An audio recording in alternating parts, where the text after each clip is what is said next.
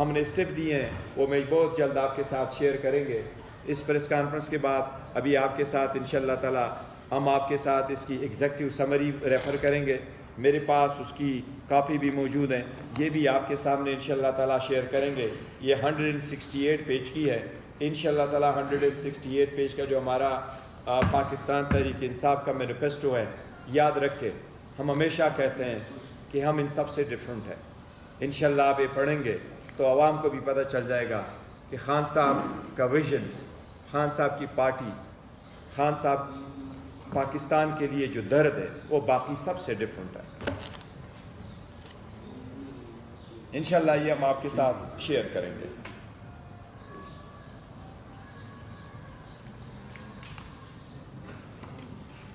اب میں آپ کی تیسرے پوائنٹ پہ آ رہا ہوں. ہمارا ویژن کیا ہے پاکستان کے لیے, اور ہمارا آواز یہی ہے اس کے لیے. ریاست مدینہ میں مدینے والے جیسا انصاف, برائے نام قوانین نہیں, اس پہ عملداری لازم ہے. ہمارے کچھ قوانین فرسودہ ہو چکے ہیں, چاہے وہ کرمنل پروسیجر ہے, چاہے وہ سول پروسیجر ہے, چاہے وہ پاکستان پینل کوڈ ہے. عدالتوں میں لوگ جاتے ہیں, عدالتوں میں لوگ پھنس جاتے ہیں, یا وہ ایکسپینسو بھی بہت ہے, یا لینتھی بہت ہے, یا کمپلیکیٹڈ بہت ہے. خاص کر ایک چیز کو مد نظر رکھتے ہوئے جب عدالتوں میں آپ جائیں تو کہتے ہیں اپلیکیشن فائل کرو, بایو میٹرکس نہیں ہوئے, ایفیڈیوٹ نہیں ہے, کوئی اور چیز نہیں ہے. لیکن اس کے برعکس جو لوگ آپ کو اریسٹ کرتے ہیں, ایک گاڑی سے اڈیالہ میں آپ کو نکال دیتے ہیں, دوسرا کڑا کہتے ہیں دوسرے میں آ جاؤ آپ کسی اور میں اریسٹڈ ہیں. ان کے روک تھام کے لیے, عوام کی بنیادی حقوق کی تحفظ کے لیے ہم کرمنل پروسیجر کوڈ جس میں سارے اختیارات موجود ہیں, ہم اس میں انشاءاللہ تعالی بہت ریفارم لے کے آئیں گے تاکہ عوام کی بنیادی حقوق متاثر نہ ہو اور ان کی پروٹیکشن ہو. مجرم قانون سے نہ بچے لیکن کمزور اور بے گناہ قانون کی ٹیکنیکلٹی کی گرفت سے بھی بچے.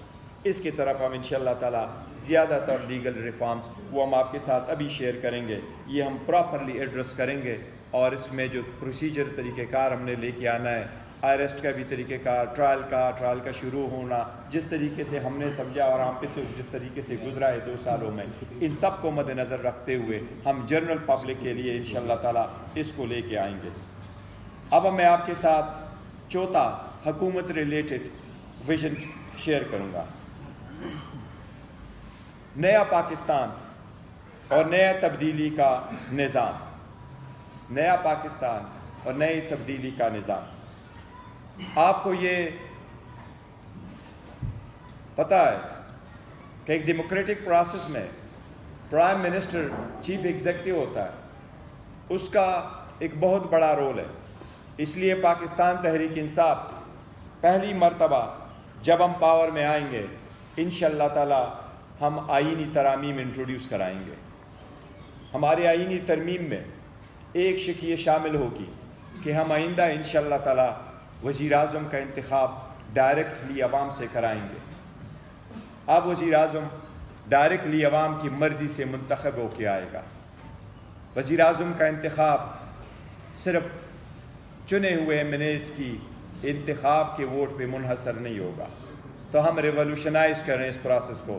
انشاءاللہ تعالی پاکستان تحریک انصاف آئے گی تو ہم ریفارمز لے کے آئیں گے, اور کنسٹیٹیوشن ریفارم میں, گورنمنٹ سٹرکچر کے ریفارم میں ایک تبدیلی یہ ہوگی کہ وزیر اعظم آئندہ ڈائریکٹلی عوام سے منتخب ہو کے آئے گا. ساتھ ہی ساتھ ہم اسمبلی کی مدت جو 5 سال کی ہے ہم اس کو کم کر کے 4 سال کریں گے. 5 سال کی مدت اس قوم کو کوئی زیادہ ہی لگتی ہے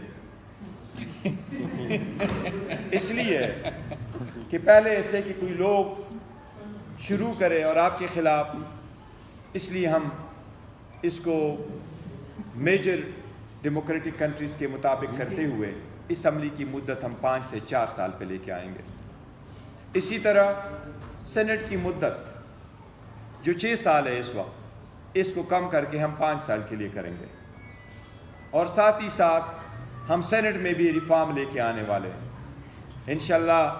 عوام کی ہمدردی اور سپورٹ کے ساتھ, ووٹ کے ساتھ اگر اللہ سبحانہ و تعالیٰ نے موقع دیا تو ہم سینٹ کو بھی ریفارم کریں گے، ہم 50% سینٹ کو ڈائریکٹلی الیکٹ کروا لیں گے۔ آپ نے دیکھا ہے انڈیا میں بھی کئی سارے ایسے اسٹیٹ ہیں جہاں کچھ سینیٹر ڈائریکٹلی منتخب ہوتے ہیں اور کچھ سینیٹر تھرو ہم جس طریقہ ہمارا پروسیس ہے MAMPAs ان کو ووٹ دیتے ہیں، لیکن جس طریقے سے آپ نے دیکھا ہے ہر مرتبہ سینٹ کے پروسیس میں کرپشن کی ایک داستان آ جاتی ہے۔ اگر 50% ہم ان کو الیکٹ کر لیں اور 50% ہم انڈائریکٹلی الیکٹ کروا لیں MPA سے، تو اس میں کسی صورت کا پیسے کا نہیں ہوگا۔ یہ وہی پاکستان ہے جس کا خواب ہمیشہ سے خان صاحب نے دیکھا ہے، وہ یہ کہتے ہیں کرپشن سے پاک پاکستان ہو۔ اسی طرح انشاءاللہ تعالی یہ اس کی بنیاد ہوگی، ہم ان کو بھی آزاد طریقے سے منتخب کروائیں گے انشاءاللہ تعالی۔ اب آپ کے ساتھ معاشی کی اکانومی کے بارے میں جو ہمارا 5th سلوگن ہے وہ یہ ہے، تیز ہوگا معاشی پہیہ، ترقی کرے گا پاکستان۔ اکانومی میں ہم نے بڑے سارے ریفارم لے کے آنے ہیں، وہ شارٹ ٹرمز میں بھی ہوں گے، لانگ ٹرمز بھی ہوں گے۔ اکانومی جب تک امپروو نہیں کرے گی پاکستان ترقی کی راہ پہ گامزن نہیں ہو سکتا۔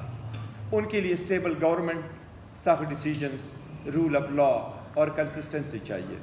ہم چاہتے ہیں اگر اسٹیبل گورنمنٹ ہو اور پاپولر سپورٹ کے ساتھ ہو تو ہم اسٹرانگ اور وائبرنٹ اکانومی کی طرف جا سکتے ہیں۔